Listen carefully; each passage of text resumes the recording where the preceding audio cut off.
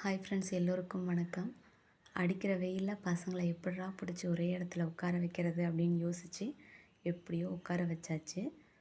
இப்போ அவங்க என்ன செய்கிறாங்க அப்படின்னு பார்க்கலாம் வாங்க.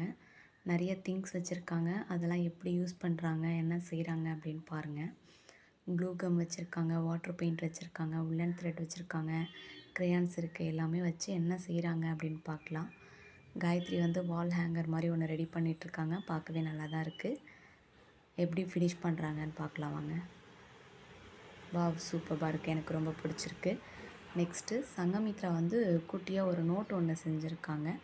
சூப்பராக இருக்குது, எனக்கு ரொம்ப பிடிச்சிருக்கு. அவளால் முடிஞ்ச வரைக்கும் ட்ரை பண்ணி க்ரையான்ஸ்லாம் யூஸ் பண்ணி நல்லா செஞ்சுருக்கா.